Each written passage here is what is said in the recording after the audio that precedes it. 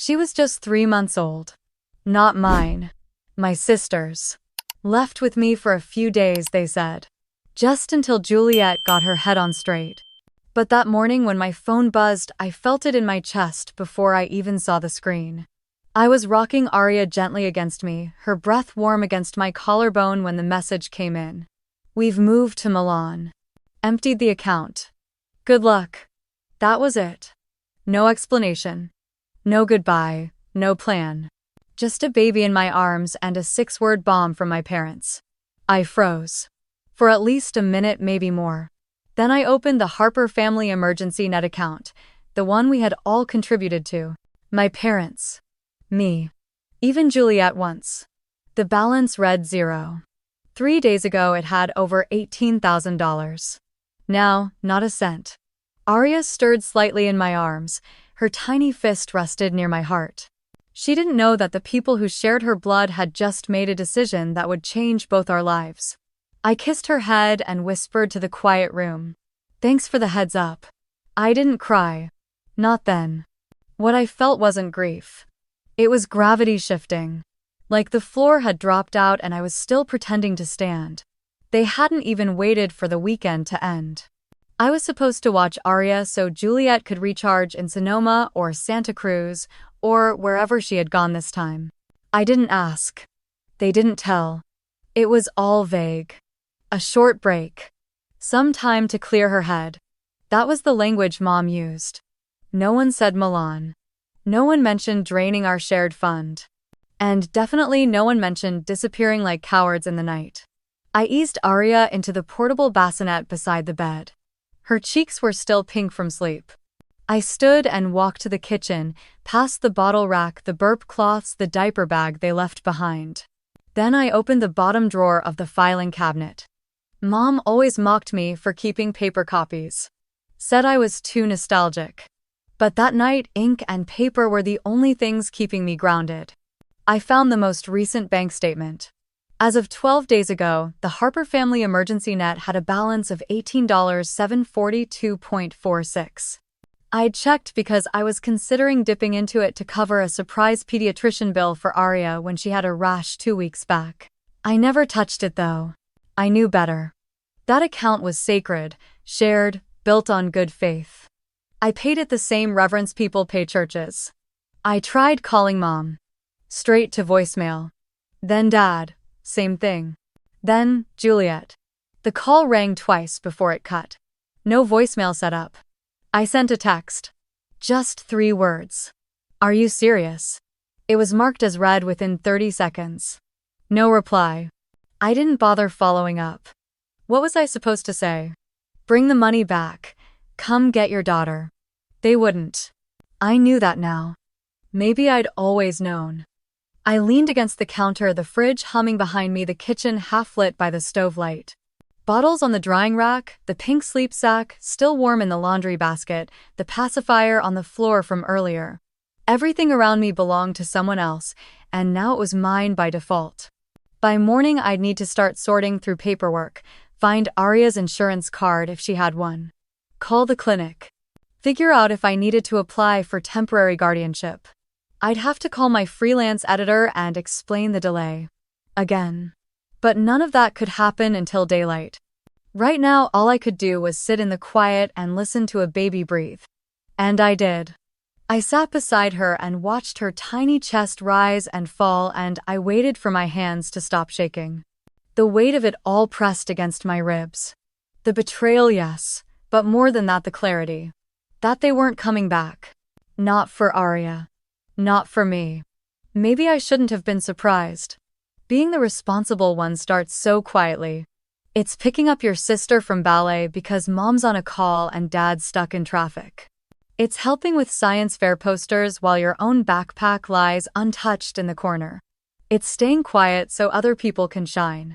I used to think that made me strong. That being dependable gave me value.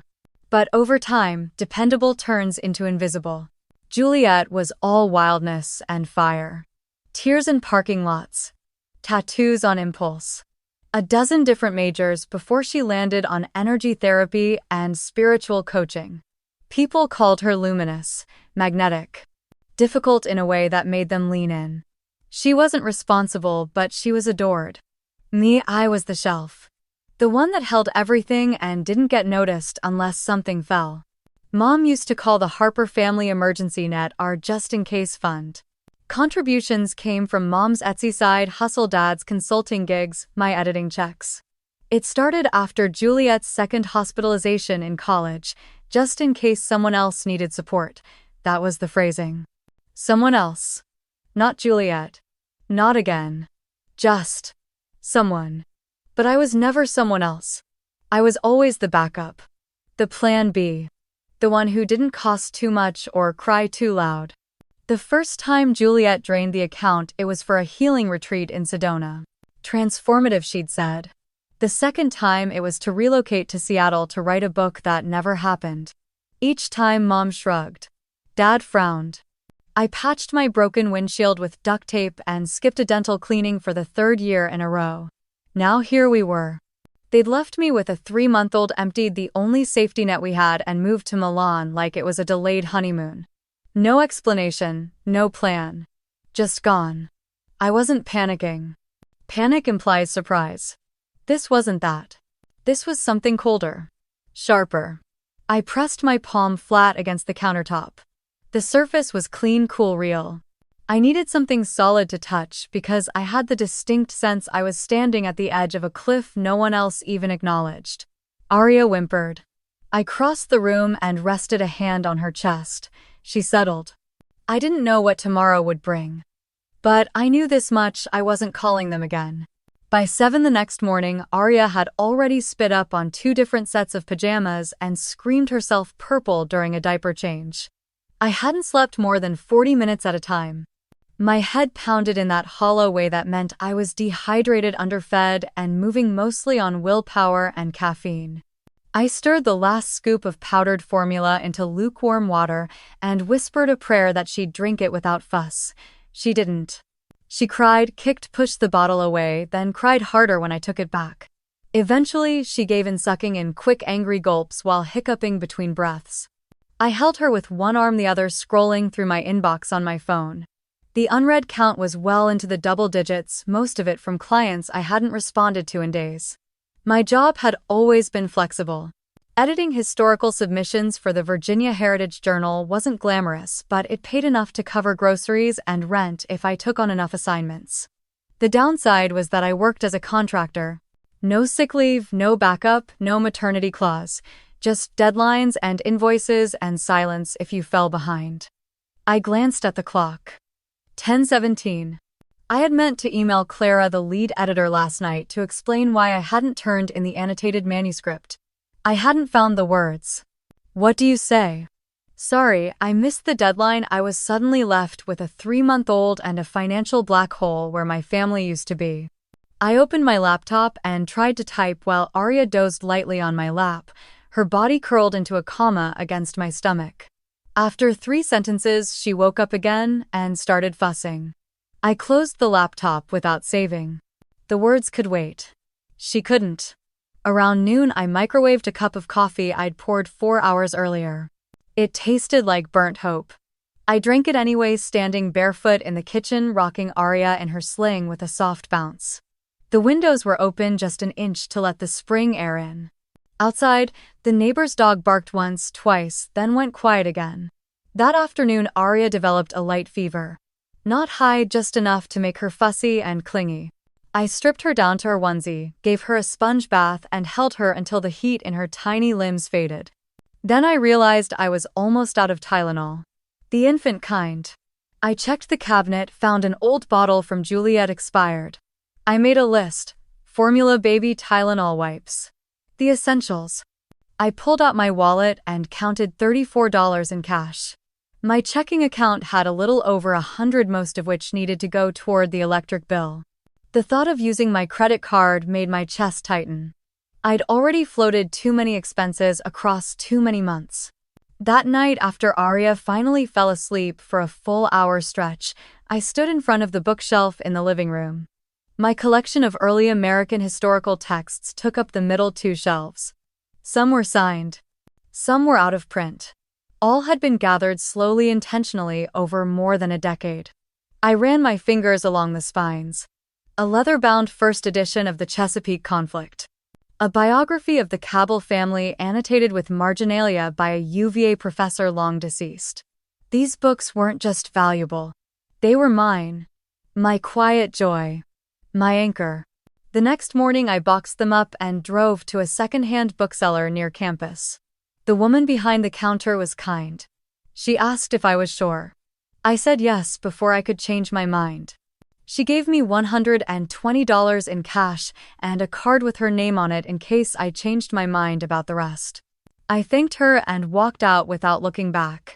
That afternoon, I bought formula diapers, Tylenol, and a bag of coffee that wasn't on sale. I paid in cash and didn't flinch. When I got home, there was an email from Clara in my inbox. Camille, I hope everything's all right. We had to fill the position at the museum. I know things have been complicated lately, but please keep us updated on your availability. We'd still love to have you on smaller projects. I stared at the screen for a long time. That museum job had been my goal for years. A part-time research assistantship with the option to go full-time after 6 months. Flexible hours. Benefits. The chance to work directly with preservation archives. When I'd interviewed in February, Clara had told me it was between me and one other candidate. Apparently the other candidate had answered their emails. I closed the laptop and sat down beside Arya, who was cooing at the ceiling fan. Her eyes followed the slow rotation of the blades like it was magic. I brushed a bit of lint from her sleeve. Her fingers wrapped around mine without prompting. I didn't cry. I didn't even feel much, to be honest. Just a hollow ache somewhere behind my ribs where I used to store expectations. I had lost the job. I had lost my books. And I had gained a baby. Not in the way people usually mean it. Not with showers and scrapbooks and a nursery full of tiny socks. I gained her like someone inherits a piece of land with no deed, no fence, and no instructions. But she was mine now. In every way that mattered. Even if no one had asked me if I wanted her. That night I made a list of everything I needed to figure out by the end of the week. Guardianship, health insurance. A pediatrician who accepted Medicaid. If I qualified for assistance. If I needed legal aid again. I folded the paper and left it by the sink next to the clean bottles. Arya whimpered from the bassinet. I walked over, picked her up, and held her close. She smelled like soap and milk and something warm and alive. I whispered into the top of her head. We'll figure it out. I promise. The next morning, I found a small Dutch oven on the stoop outside my door, still warm beneath the lid. Tucked underneath it was a folded piece of paper written in a looping hand that was steady but deliberate. You're doing more than enough. No name, but I didn't need one. I looked across the hall, and just for a second the curtains in 2B shifted like someone had been watching, and then decided to give me privacy. I brought the pot inside and set it on the counter. Arya was still sleeping in her bassinet, her mouth slack, one arm thrown dramatically above her head like she was making a point, even in her dreams. I poured a cup of the broth and tasted it. Carrot potato, a hint of thyme. Simple, comforting. The kind of soup people make when they remember what it's like to be tired all the way through their bones. I hadn't spoken more than 5 words to Mrs. Aruza before. She was probably in her early 70s, always wearing those zip-up cardigans and loose house pants, her hair in a bun that never looked messy but never looked fussy either. We'd nodded at each other by the mailbox, maybe exchanged a comment about the weather. That was the extent of our relationship. And yet here was soup. Here was kindness, wordless and heavy-lidded, asking for nothing in return. Later that afternoon, while Arya napped on my chest, and I tried to highlight a paragraph in a manuscript without jostling her, I thought about the last time someone had done something for me without being asked. I couldn't come up with anything recent. Even before all this, I had been the one people counted on. The helper. The backup plan. The safe bet. I looked around my apartment. The sink was full of bottles. The laundry basket held more onesies than anything else. My couch was now more of a changing station than a place to relax, and yet for the first time in days I didn't feel like the walls were closing in. Arya made a soft gurgling noise and kicked one leg in her sleep. I pressed my lips to her forehead, breathing in that sweet milk and lotion scent that had become oddly grounding. Around 5, I heard a soft knock. When I opened the door, Mrs. Aruza stood there holding a folded quilt in both hands. No smile, no awkward explanation. She just held it out like it was a package she had been instructed to deliver. I took it carefully. "It's for a twin bed," she said. "Made it too small. Didn't fit where I wanted it." "Thank you," I said, unsure if I should say more. She nodded once. Then she turned and walked back to her apartment. The quilt was pale blue and cream-stitched in simple diagonal lines. I laid it over the back of the couch, then hesitated and brought it into the bedroom instead. Arya slept on it that night, tucked safely in her bassinet, and I liked knowing something handmade cushioned the world beneath her. The next few days were a haze of routines that never quite settled into predictability.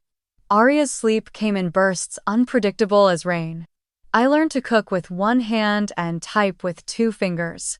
I answered emails at 3 in the morning, submitted invoices while bouncing on the balls of my feet to keep her calm.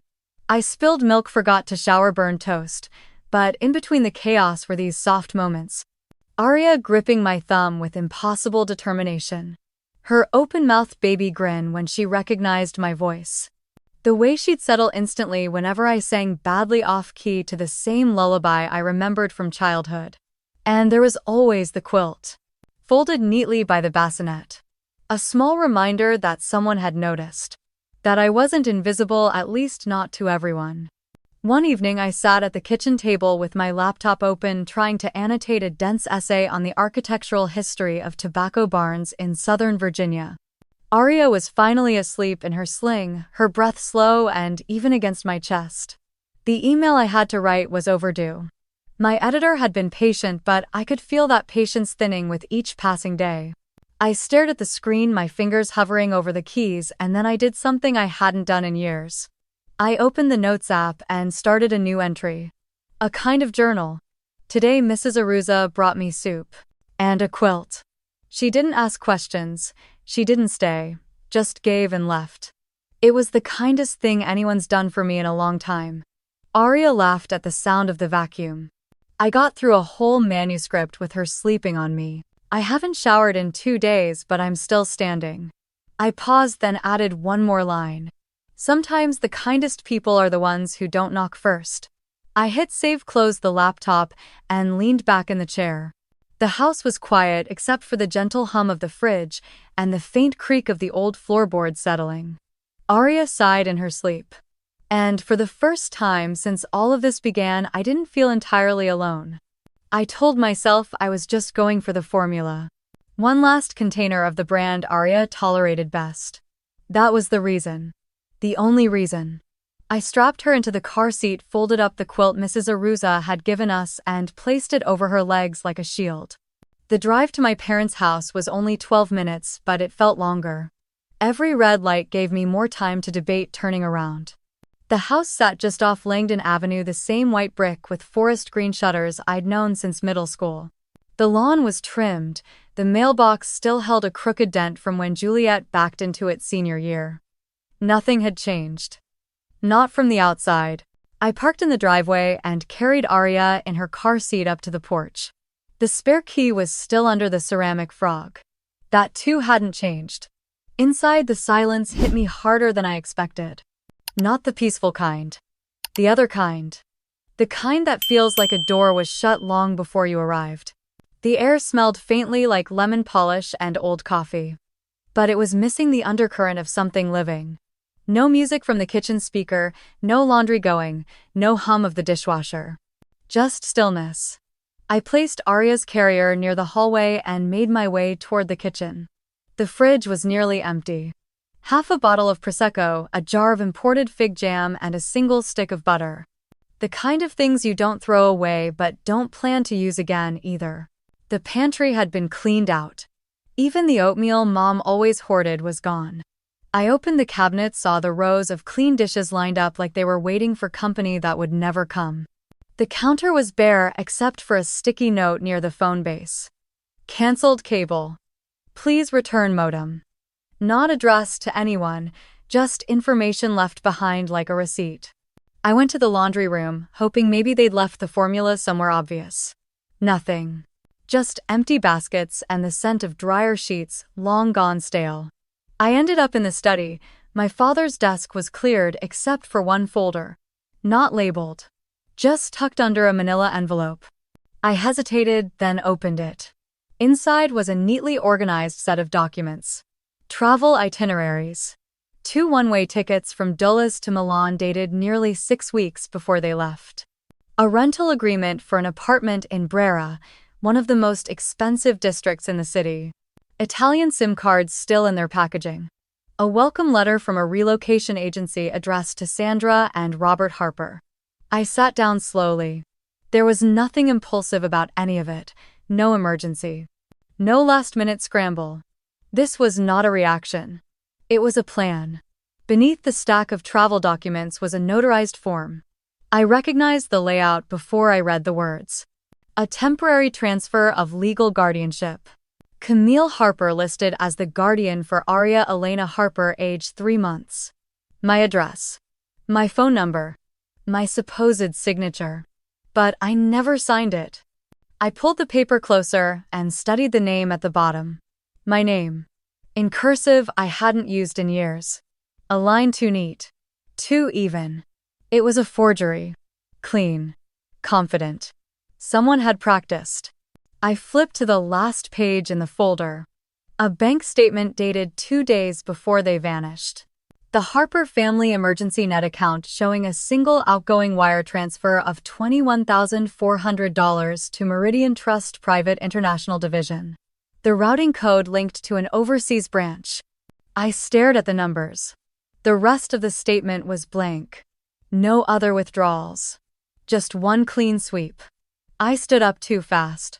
The chair scraped against the hardwood, the sound startling in the quiet. They hadn't just left. They had removed every possible trace of obligation. They had forged my name, taken the money, and built a life somewhere picturesque with espresso and cobblestones and not a single diaper in sight. Aria began to fuss from the hallway. I walked back and picked her up, pressing her small body against mine. Her cheek rested on my collarbone, her whimpers fading into shallow breaths.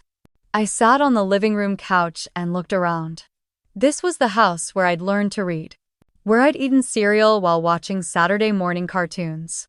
Where I'd sat at this exact coffee table to help Juliet glue rhinestones to her homecoming dress while Mom told us we had different kinds of beauty. And now it was a shell. A holding space for secrets. I looked at Aria. They didn't even leave a note for you. I kissed the top of her head and whispered into her hair. You are not disposable. She shifted, making a soft sound in her sleep. I stood holding her tight and walked out without taking anything else. Not the formula, not the framed photos still hanging by the stairs. Not even the spare diapers I knew were stashed under the guest bed. Some things were better left untouched. Outside, the sun was beginning to set behind the oaks lining the street. I buckled Aria into her seat and watched her eyelids flutter as the engine started. On the drive home, I didn't cry. I made a list in my head. Not of things to do, but of truths. They didn't leave in a panic. They didn't forget. They had made a decision. And they had forged mine to do it. The next morning, I called the Eastport Legal Aid Center and got a walk-in appointment for the afternoon. It was the only place that would see me without charging up front. I fed Aria, changed her into a soft onesie with tiny lemons on it, and packed her diaper bag like I was going into battle. Wipes, bottles, a folder with every document I had found, and a flash drive with screenshots of text messages. I didn't know what would matter, so I brought everything. The office sat in a weathered brick building between a check cashing place and a shuttered bakery. A metal plaque near the door read Rhodes and Associates Pro Bono Division. I pushed it open, the bell overhead, barely audible over the hum of the old radiator. The receptionist, a young woman in a maroon turtleneck, smiled as I stepped in. You must be Camille. You can go right in. Third door on the left. Mr. Rhodes is expecting you. Aria stirred in my arms but didn't cry. She had that quiet look she wore when she sensed my nerves. I kissed her forehead and walked to the office where the door was open. Inside sat a man in his early 50s with thick glasses and a salt and pepper beard. He wore a navy sweater and no tie. His desk was cluttered but not messy. Law books, sticky notes, a half-eaten granola bar. He stood when he saw me. "Miss Harper. I'm Ephraim Rhodes. Please sit wherever you're comfortable." I settled into the chair across from him and rested Arya's carrier beside me on the floor. "She might wake up." "That's perfectly fine." He smiled, then leaned forward. "So I've had a chance to skim the intake notes. You brought some documents with you." I opened the folder and slid it across the desk. He didn't speak for a while, just read through the travel papers, the forged guardianship form, the bank statement. When he reached the signature page, he narrowed his eyes and tapped the paper twice with his finger. "Have you ever signed any legal transfer of guardianship?" "Never. Not even discussed it." He nodded slowly. "This isn't a legal document. Whoever submitted this knowingly presented a forged consent form. That alone is a serious offense. But combined with the financial withdrawal and sudden disappearance, it raises more red flags." He flipped to the back page of the folder and set it down gently. "You mentioned on the phone that you have reason to believe they intended to abandon your daughter permanently." "Yes. I have messages. From my sister. I have them saved. I can show you." He opened his laptop and turned it toward me. "If you could forward them to this email, I'll include them in the initial documentation. Time and date stamps are important." I pulled out my phone and began forwarding every relevant screenshot. The cheerful check-ins from Juliet. The photo of a glass of wine in Venice. The message that read, "Let me know how she's doing when you get a sec." Nothing that indicated any plan to return. Nothing that even mentioned the word custody. When I looked back up, Ephraim was already typing. "We're going to file an emergency petition for full and permanent guardianship. Given the circumstances and the paper trail, I believe a judge will approve it swiftly. But we'll also initiate an investigation. This goes beyond neglect. This may qualify as custodial interference and financial misconduct. What happens if they come back?" He looked at me not unkindly. "Then they'll have a lot to answer for." I sat back, letting the words settle. The overhead light buzzed faintly. Arya shifted in her seat, smacking her lips in her sleep. Ephraim leaned forward. "Forgive me for asking, but I need to cover every angle. Did you ever give them verbal permission to take your daughter abroad? Number? I didn't even know they had passports. And did they ever mention to you in any form that they would be gone long-term? Number? They told me they were going on a short trip. A break. They said I needed time to rest, and they'd bring her back in 2 weeks." He wrote that down carefully. "We'll include that in the sworn affidavit. And the timing of the wire transfer helps us. It shows intent to relocate. You're doing the right thing, Camille." I wasn't sure what the right thing even felt like anymore. All I knew was that I couldn't let this be treated like some family misunderstanding. As I stood to leave, Ephraim handed me a copy of the petition to review. "You'll receive a court date soon. In the meantime, if you hear from them again, forward everything. No contact, no responses. Document it all." I nodded and picked up Arya's carrier. She was still asleep, one fist curled near her cheek.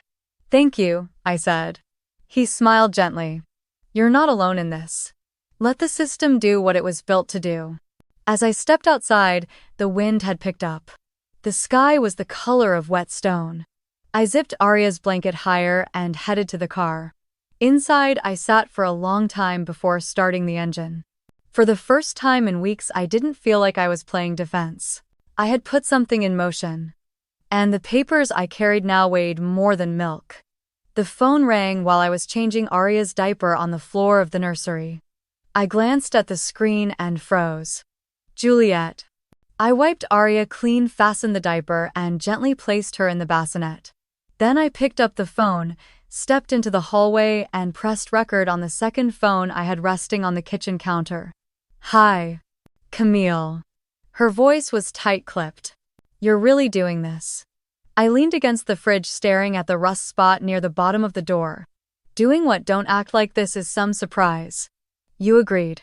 I didn't say anything. "You said you'd take care of her." I agreed to a few days. "That's what you said." A short break. 2 weeks tops. It's been 5. You emptied the account and sent me no forwarding address. She gave a low, bitter laugh. There you go again. Making everything dramatic. You always did know how to turn a moment into a scene. I felt heat rise up my chest but kept my voice steady. You disappeared, Juliet. You didn't just leave Arya.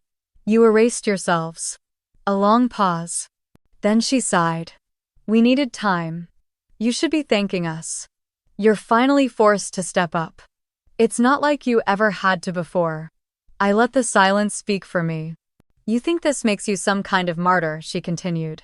Maybe you like pretending this baby is yours. Maybe that's always been your fantasy. I ended the call without another word. The recording saved automatically. I uploaded it to the same secure folder Ephraim had told me to use and labeled it 1123 AM. Call from Juliet. Then I set my phone down, picked up the baby monitor, and walked back into the nursery. Arya was making soft cooing sounds, her legs kicking aimlessly in the air. I kissed her forehead and whispered that she was safe, then stepped out and closed the door behind me. The house felt quiet in a way that scratched at my nerves. I needed something to do, something to ground me. I decided to clean the study. It was the one room I hadn't really touched since everything fell apart. I pulled the curtains open, letting sunlight spill across the hardwood floor. A thin layer of dust had settled on the bookshelves. I started from the top left, removing each book, wiping it, then replacing it. Some titles I hadn't touched since college. Political theory, philosophy, a few poetry collections from when I thought I'd be a writer. Near the bottom shelf behind a stack of old university journals I found it. A small envelope yellowed slightly at the edges with my name written in Juliet's handwriting. Camille. Spring 2010. I sat down on the floor and opened it carefully. The letter inside was handwritten in blue ink. Her script was neat back then, loops and tails formed with precision. Camille. You didn't have to help me. You didn't have to lie to Dean Walsh or cover for me, or let me crash on your dorm couch for 2 weeks. But you did. You always do. I don't know how you manage to love me even when I mess up everything. I owe you more than I can ever say. You saved me. Love, Juliet. I stared at the page for a long time. I had forgotten about that spring. She had been caught in a plagiarism scandal. Her boyfriend had cheated on her and leaked her essays out of spite. She nearly lost her scholarship. I had pulled every string, convinced the administration to give her another chance. She never faced public consequences. Now she was gaslighting me like I was the problem. I folded the letter and slid it back into the envelope. My hands were trembling, not from anger but something colder. The kind of cold that comes from realizing you've been used again and again by someone who remembers your kindness only when it suits them. I stood up, returned the envelope to the desk drawer, and locked it. Not out of sentiment but preservation. That letter was going in the file. When Arya cried out, I moved without thinking. Picked her up, rocked her gently, pressed her warm cheek against mine. She didn't choose this, but I was going to choose her. Every single day. The doorbell rang. I turned my head sharply, heart suddenly pounding. I wasn't expecting anyone. I walked to the front window and peered through the curtain. No one stood there. But an envelope had been slid under the door. I picked it up slowly. There was no return address. Just my name scrawled in that same familiar handwriting. Juliet. My stomach knotted. I opened it expecting venom or manipulation. Inside was a single photograph. Arya asleep in Juliet's arms. The background was some cafe in Milan. On the back in the same blue ink it said, "Remember who raised her first." I dropped the photo onto the counter and backed away. This wasn't remorse, this was a warning. And it wasn't going to work. The call came while I was folding laundry in the living room. Ephraim's name lit up the screen. I swiped to answer and put it on speaker. There's something you need to see. It just arrived. A scanned copy forwarded from a notary office in Milan. I paused mid-fold, a onesie still in my hand. What is it? A preliminary guardianship transfer document. It names Arya. I sat down. Hard. My knees didn't ask permission. He continued, careful but clipped. It appears your parents initiated an international adoption process. The intended recipients are a couple in Milan. My throat went dry. And they never told me number. And they used their own names as legal guardians. Not yours. But I'm the one with temporary custody. They can't just bypass that. That's where it gets worse. He hesitated. The document includes an affidavit stating that you are currently emotionally unstable and unfit for guardianship. Signed. Submitted. My mouth opened but nothing came out. The room started spinning. Who signed it? Your father. But the letterhead traces back to a firm in Naples, possibly fake. The date of the signature predates your formal guardianship filing here in Washington. They were trying to outrun your paperwork. I pressed a hand against my chest. Aria was asleep upstairs. The baby monitor blinked on the coffee table, her soft breathing steady. So they tried to ship her off, like furniture. There was a pause. That's exactly what this looks like. I closed my eyes. Is it legal? Not without your consent. Under Washington state law and given the emergency guardianship filing already on record, this violates multiple statutes. Fraudulent misrepresentation, attempted illegal transfer of custody, interstate interference. We can stop this, and if you choose to pursue it, we can sue. I didn't speak for a long time. Ephraim waited. Finally, I whispered. Thank you. Send me the full file. Already did. Check your email. And Camille. Yeah, this isn't over. Not by a long shot. He hung up. I sat there for a while, phone in my lap, watching the sunlight shift across the floor like time itself was trying to slip away from me. Then I got up, climbed the stairs, and opened the nursery door.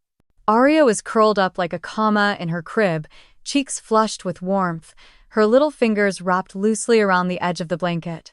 It wasn't just any blanket. It was the quilt Aunt Aruza had sewn by hand back before Juliet ever got pregnant. Bright yellows and forest greens and tiny embroidered animals across the corners.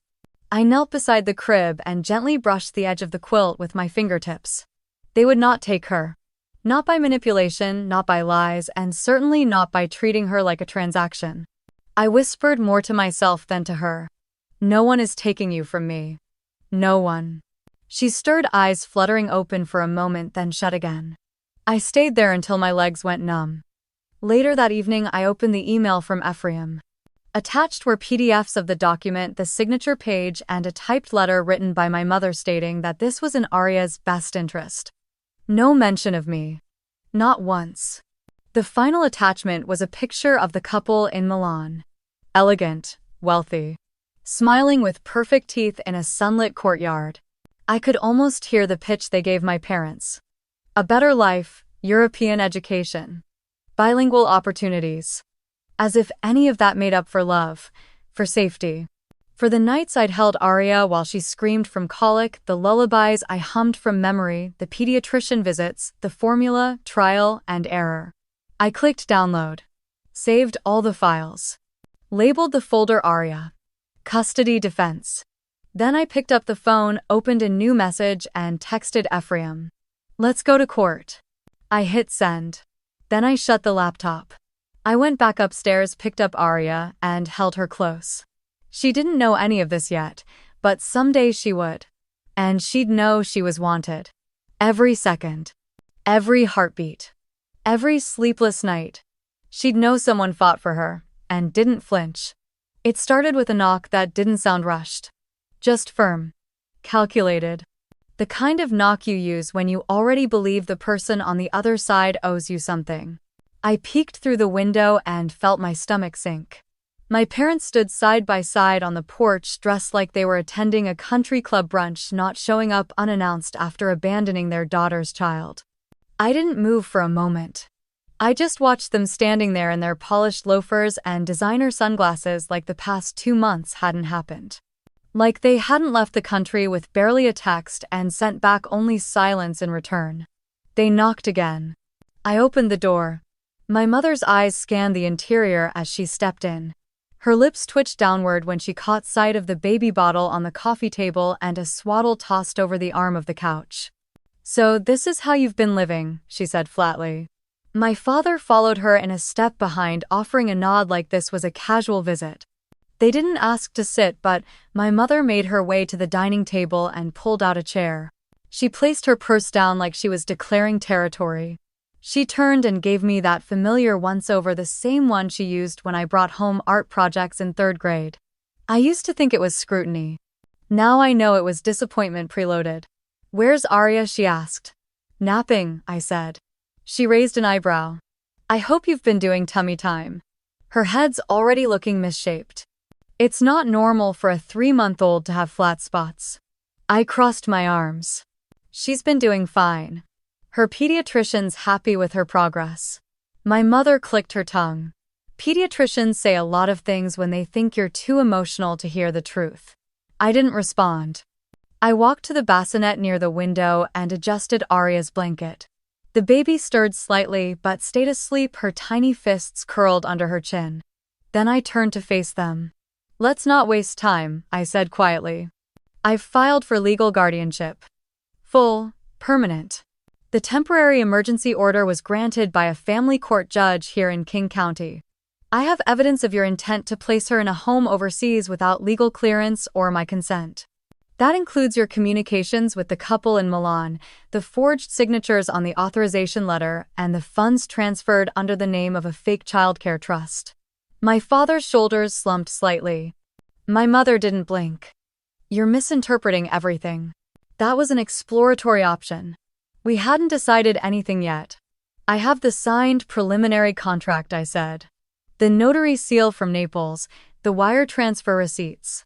"That's not exploratory. That's illegal." She narrowed her eyes. "Who gave you access to those documents?" "Your oversight," I said. "Or maybe you thought I'd be too overwhelmed with formula and sleepless nights to dig through your email backups." "You had no right." "I had every right," I said. "I've been taking care of her every single day since you walked away." My father stepped forward, his voice low. "Camille, we were grieving. You can't imagine what it was like losing Sadie. You were never a mother. You didn't understand the decisions we had to make." I looked at him, really looked at him, and felt something unfamiliar bloom in my chest. Pity, maybe. Or detachment. He wasn't the man who taught me how to ride a bike or stayed up late to quiz me before my calculus final. That man was gone. "I understand better than either of you," I said. "I was the one holding Arya when she wouldn't eat. The one calling the nurse hotline when she broke out in a rash. The one singing to her at 2 in the morning when she couldn't sleep unless I held her chest to chest. I didn't need to give birth to her to be her protector." My mother gave a clipped laugh. "That's rich. You're trying to hijack our granddaughter like she's some kind of charity project." I didn't answer. I walked to the counter, pulled a folder from the drawer, and placed it gently on the table in front of her.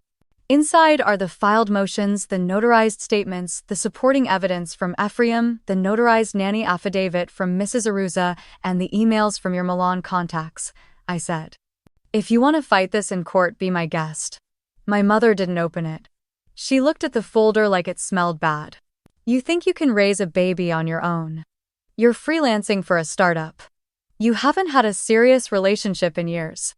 You don't have a husband or a proper home." I smiled, tight and tired. "Maybe not. But I have a heart and a spine, and right now those are the only qualifications that matter." My father shifted, uncomfortable. "Camille, please. We didn't mean for it to go this far, but it did," I said. "You left. You tried to rehome her. You didn't check in. You didn't even ask if she was okay. The only reason you're here is because the paperwork reached your lawyer and he warned you you'd be facing a court order." My mother stood, gathering her purse. "So this is it then? You're casting us out?" "No," I said. "You did that yourselves. I'm just not pretending anymore." Her eyes hardened. "You always were dramatic, and you always assumed I wouldn't push back." I walked to the front door and opened it. They didn't move for a second. Just stood there, caught between disbelief and pride. Finally, my father gave me a long look. One I couldn't read. Then he stepped out onto the porch. My mother paused on the threshold. "You'll regret this." I didn't reply. The door closed behind them. I turned and leaned against it, listening to the sudden quiet settle back into the house. The only sound was the white noise machine from Arya's room and the faint sigh of her breath. Upstairs, her nap was undisturbed. Down here, peace returned like a muscle finally relaxing after holding tension too long. I didn't cry, I didn't shout, I didn't need to. I had drawn the line. And this time I was the one who closed the door. The air in the house felt still, like everything had shifted an inch to the left and hadn't quite settled back into place. I walked into the kitchen, pulled a bottle from the warmer and fed Arya quietly in the half-light of the late afternoon. Her eyes fluttered open just long enough to recognize my face, then closed again as she drank, calm and trusting. That kind of trust did something to you. It wrapped itself around your ribs and made every breath feel heavier and more important. When she was done, I held her against my chest and stared at the stack of papers waiting on the counter. Ephraim had emailed me earlier asking me to print everything we discussed. Court filings, phone records, notarized affidavits, emails from the so-called adoption facilitators in Milan, bank records showing the overseas wire transfers. The evidence folder was growing heavier by the hour. I settled Arya into her bassinet and watched her sleep for a few minutes before I moved. Then I sat down at the table and started printing. Every text my mother had sent about the European opportunity. Every draft of the authorization letters I was never supposed to see. The transfer receipts were the most damning. They weren't small gifts, they were structured payments to a private agency. Enough to raise red flags even without context. I organized the documents into labeled tabs and slid them into a binder. It looked like something out of a corporate boardroom by the time I was finished. Tidy, professional, unforgiving. I was halfway through double-checking the court summons when a soft knock interrupted me. It wasn't the kind of knock that demanded anything. It was more like a question. I opened the door and found Mrs. Ellis from the floor below, her cardigan half-buttoned and a casserole dish wrapped in foil in her hands. She looked nervous and kind in that grandmotherly way that makes you wonder how much she sees through your walls. "I made chicken and rice," she said, eyes flitting behind me toward the living room. "Figured you might not have had a proper dinner in a while." I blinked, unsure what to say, and then stepped aside.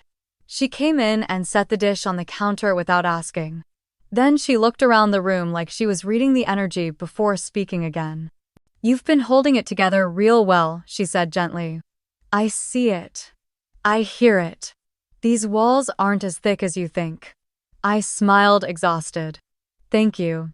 She sat at the edge of the couch, smoothing her skirt. "You know, my brother did something similar to me," she said after a moment. "When my daughter passed, I tried to adopt her little boy.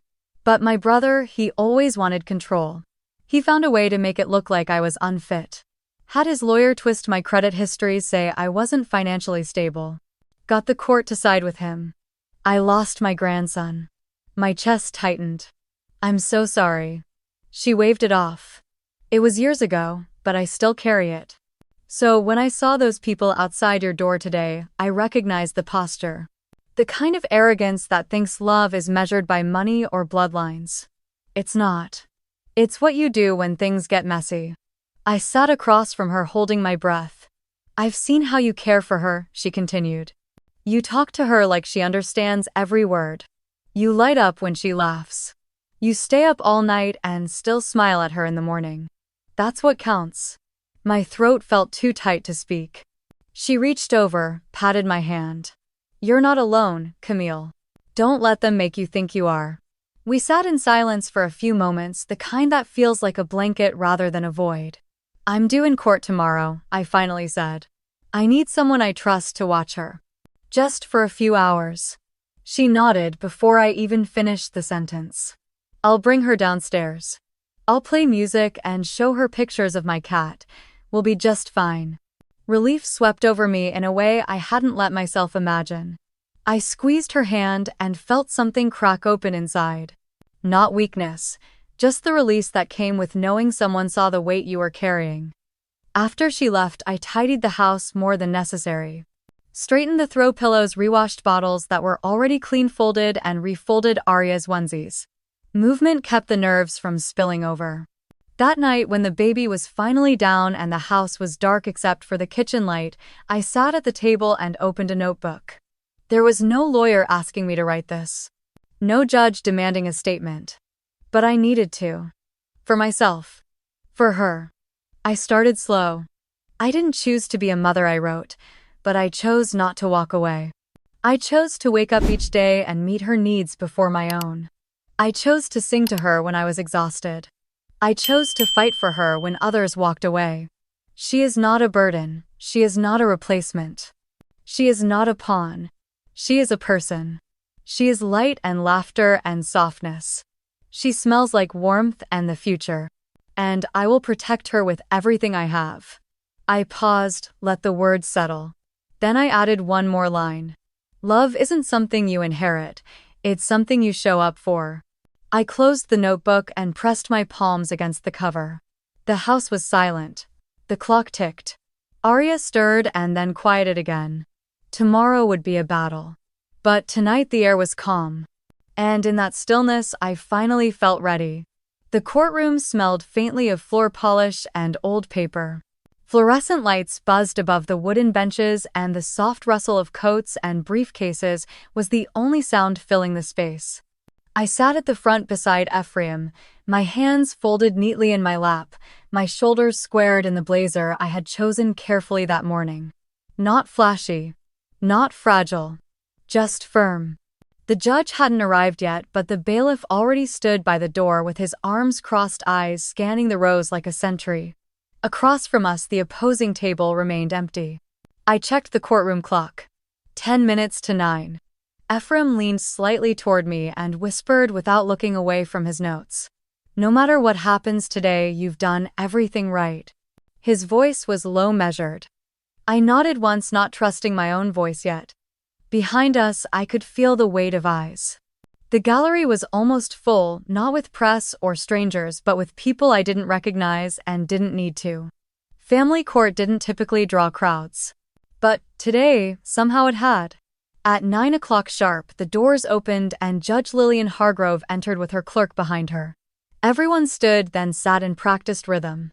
She was tall, in her 60s, with silver streaks in her tightly curled hair and a face that had clearly spent decades listening to every excuse imaginable.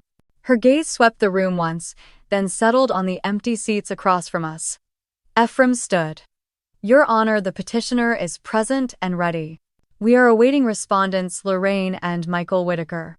They have been served and confirmed receipt. The judge checked her docket. We will allow a brief window for arrival. 5 minutes. I watched the second hand on the courtroom clock make a full lap. And another.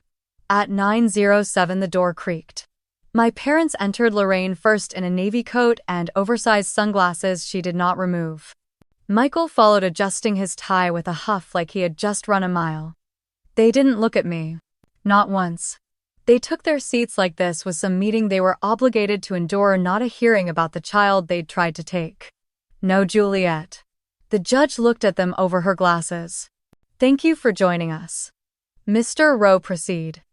Ephraim stood again, steady and calm as ever. Your Honor, we submit that Camille Whitaker is the sole legal guardian of Arya Whitaker under the current temporary custody order. We are here today to request the court affirm permanent legal guardianship and revoke any claim of custodial interference by the respondents. He handed a thick folder to the clerk, who walked it to the judge. Included are documents showing an unauthorized wire transfer to an adoption intermediary based in Milan made from an account belonging to the respondents. Attached are emails, notarized statements, and certified translations of Italian forms bearing a forged signature. Additionally, we present notarized testimony from a witness attesting to verbal conversations with the respondents, expressing intent to remove the child from Miss Whitaker's care and relocate her permanently abroad. The judge flipped through the binder slowly. Her brow furrowed when she reached the bank records. She read in silence, then glanced at my parents. Do the respondents have representation? Lorraine opened her mouth, then closed it. Michael shook his head. We chose not to. Very well. She returned her attention to the binder. Miss Whitaker, do you have anything you would like to say? I stood, heart thudding. My voice came out soft at first, but it steadied. Your Honor, I didn't ask to be a mother. I didn't plan for this. But I have been there for Arya since the moment she came into my life. I feed her, care for her, take her to appointments, wake up every night with her. I love her. And more than anything, I want her to be safe. What happened wasn't about love, it was about control, and I won't let her become collateral in someone else's power game. I sat down again, hands still trembling slightly. I didn't look back at my parents. I didn't need to. Judge Hargrove closed the folder and folded her hands. I have reviewed the evidence and testimony. The documents clearly show attempts to transfer the child without consent. The financial records raise serious concerns. The forged signature is a felony offense and could warrant criminal investigation in another court. She turned to me. Miss Whitaker, this court finds in your favor. Full legal guardianship is hereby granted. All prior temporary orders are made permanent. The respondent's visitation rights will require review by Child Services before any future contact is allowed. Furthermore, the international wire transfer account is to be frozen pending further investigation. I didn't breathe. That is the ruling of this court. The gavel came down once, sharp and final. I exhaled slowly. Ephraim gave my hand a quiet squeeze. Behind us, the gallery remained silent. Not a clap, not a murmur. Just the hum of air vents and the scraping of Lorraine's chair as she stood abruptly and walked out without a word. Michael followed, still looking stunned, like someone had swapped the script mid-scene and no one had told him. I waited a few seconds before rising. Outside the courtroom, the hallway was almost empty. The marble floors echoed faintly as I walked toward the exit. Ephraim walked beside me but didn't speak. He didn't need to, Mrs. Ellis was waiting by the steps with Arya bundled up in a pale yellow blanket, her cheeks rosy from sleep. How did it go? She asked quietly. I smiled as I reached for my daughter. We're going home. Lorraine stood just outside the courthouse doors, her heels pointed toward the exit, but her eyes locked on me.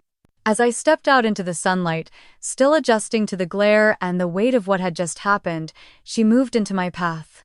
You were always jealous of her. Her voice was calm, not angry, just hollow. Like someone rehearsing lines they'd convinced themselves were truth. And now you finally found a way to punish us. I didn't answer, not with words. I looked at her and saw not a mother but a woman who had gambled with a child's life and lost. And she still didn't understand why it mattered. Michael stood a few steps behind her, his hands buried in his coat pockets.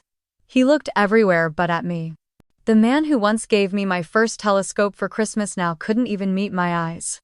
They left without waiting for a response, their footsteps clipped and even like people walking out of a parking ticket, hearing instead of a courtroom that had stripped them of custody rights. Their heads were high, their shoulders unbothered. No apology. No guilt.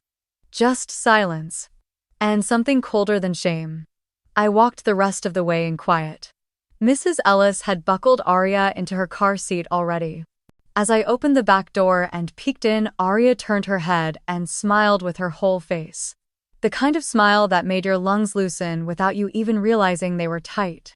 I ran my fingers gently across her curls, soft and warm, and kissed the side of her cheek. Thank you, Mrs. Ellis, for everything. She waved it off with a kind laugh, then disappeared into her old Honda. Arya giggled at the sound of the door closing and kicked her little socked feet against the seat. On the drive home, I let the radio play softly. A jazz station out of Tacoma. The saxophone smoothed out the space between thoughts, filling it with notes instead of what-ifs. Arya hummed to herself in the back. I didn't cry, I didn't smile either. I just breathed. At home, I gave Arya a bottle and laid her gently in her crib. She reached up once as if to check I was really there, then let her hand fall back down as sleep found her fast. I watched her chest rise and fall for a while, letting it anchor me. Later, after I'd showered and changed into an old gray sweatshirt I used to wear in college, I walked out to the converted garage in the backyard. It was small and always a little drafty, but I had turned it into something that was mine. My wheel. My clay. My shelves of half-fired bowls and imperfect mugs with fingerprints forever baked into their curves. I sat down on the stool, tying my hair back lazily. There was still dry clay under my nails from the week before. I flicked on the soft yellow light overhead. The wheel waited. So did I. I reached for a lump of stoneware clay, cool and damp, and placed it at the center. I added a little water, felt it slide between my fingers, and started the wheel. Slowly at first, just enough to hear the hum. Centering clay takes patience. You press your palms in and wait for the wobble to still. It doesn't look like much is happening from the outside. But if you don't center it right, the entire piece collapses later. It's in the quiet where everything finds its place. As I worked the clay upward, shaping a shallow bowl, my mind drifted back to Lorraine's words. Jealous. Punish. Is that how she saw it? As some petty revenge fantasy spun out by the daughter she never quite chose. The daughter who never fit the dress, never matched the photo, never followed the path laid out neatly next to Juliet's. I didn't feel angry anymore. Just tired. I pressed my thumbs gently into the center, letting the bowl widen, my breath moving in rhythm with the spin. My hands moved without thinking now. Years of muscle memory had made this second nature. But tonight felt different. The clay didn't resist. It listened. I thought about the night I first brought Aria home. The way she looked around my apartment like it was the moon. Every creak of the floorboards made her eyes jump. The first bath. The first fever. The first night she fell asleep with her fingers wrapped around mine. And now she was mine. Not in some possessive way, but legally, permanently, rightfully. I shut off the wheel and stepped back. The bowl was lopsided, imperfect. But it was done. I didn't try to fix it. I washed my hands in the tiny utility sink, watching the water turn a cloudy gray before swirling down the drain. The clay under my nails would stay until morning, and that was fine. As I walked back toward the house, the night air smelled like pine and the last hints of rain. A wind chime clinked faintly by the porch. The lights in the living room were low, and Aria's soft breathing carried from the baby monitor on the counter. I stood by the window for a moment, looking out at the backyard, the fence, the shadows moving gently across the lawn. I didn't know what Lorraine or Michael would do next. Whether they'd try to appeal or just disappear into whatever social circles would still have them. But for the first time in a long time, I didn't feel like I had to prepare for their next move. Not tonight. Tonight I would sit on the floor beside Aria's crib. I would watch her sleep. I would sing a lullaby out of tune, and she would stir once, then settle. And when morning came, I would open all the windows. Let the air clear out the echoes. Let the house remember who it belonged to. Monday came quietly, like it didn't want to disturb anything that had finally settled. I unlocked the studio door just after 8, the same way I had hundreds of times before, but something in me felt new. Not polished or perfect, but like breath returning to lungs I didn't realize had been holding. Aria sat on a cushioned playmat near the corner, babbling softly at the fabric elephant dangling from her toy arch. I placed her favorite rattle beside her, then rolled up my sleeves and adjusted the height of the wheel.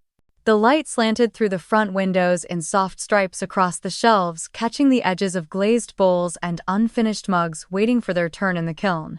It had been nearly 7 months since I'd opened the doors to customers. The shelves had gathered a fine layer of dust, but the space still smelled like clay, and warm wood still remembered the hum of hands shaping things that didn't exist before. I turned the sign in the window to open. By mid-morning, Mrs. Aruza shuffled in the scent of almond and vanilla trailing behind her. She wore her usual purple cardigan and had a small tin tucked under one arm. I heard about the hearing, she said, then didn't say anything else. Just walked over, pressed the tin into my hands, and squeezed my fingers. Her touch was dry, warm. Her eyes didn't ask questions. They never had. She leaned down to wave at Aria, who offered her a wet gummy grin. Then she left without another word. Inside the tin were oatmeal cookies, still warm. I ate one standing by the workbench, tears pricking unexpectedly at the corners of my eyes. Not from sadness, not even from joy. Just from the ache of being seen in a world that so often looked right through me. Around lunchtime, I received a message on the studio website. A student from Evergreen State College wanted a handmade set of bowls and small plates for her first apartment. She'd attached a note saying she liked the ones I used to make with speckled glaze and irregular edges. She said they felt like home. I reread her message 3 times, then replied that I would love to make them. It wasn't a large order, but it was the first in a long while. And it was mine. In the afternoon, I cleaned the shelves. I labeled the glaze jars. I rearranged the front display. I brewed a pot of mint tea and placed a small ceramic cup beside the register. The windows were open just enough to let in the wind. Arya had fallen asleep in her stroller, one arm flopped to the side like a tiny queen at rest. I found myself staring out the front window, watching the cars pass on the street. The neighborhood had shifted while I'd been gone. A new bakery had opened across the way, painted butter yellow with flower boxes in the windows. A couple passed by holding iced coffees and laughing like there was no such thing as a past. I stood there sipping my tea and let it all soak in. The silence. The hum of a space that finally felt like mine again. Not the old version. Not the one trying to prove something to Lorraine or chase after the echo of Tessa's perfect reflection. This version didn't need applause. Or approval. Or any seat at someone else's table. I didn't need to be chosen. I had already chosen myself. That night, after I closed up the studio, I walked Arya home with the stroller wheels clicking softly against the sidewalk. The sky was blushing with the last hint of sunlight.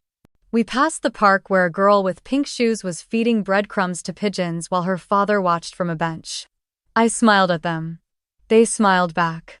At home, after dinner and a bath filled with laughter and splashes, I rocked Arya in the nursery, her cheek pressed against my collarbone. Her hair still smelled like lavender baby shampoo.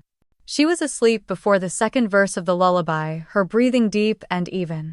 I stayed there a while, just holding her, thinking about everything it had taken to get to this room, this quiet, this moment. About how many times I had made myself smaller to make others more comfortable. How often I had tried to explain myself to people who never listened. But no one could take this from me now. Not the studio. Not Arya. Not the peace I had found in the mess. There was no perfect ending. No cinematic applause or sweeping declarations. Just a woman and her child and the quiet knowledge that everything painful that had led here had finally fallen behind. And for the first time in my life, I didn't feel like I was waiting to be let in. I was already home. If you've ever been expected to carry someone else's weight to smile while being erased, I'd love to hear your story. Camille is listening. And so am I. Hi ChatGPT.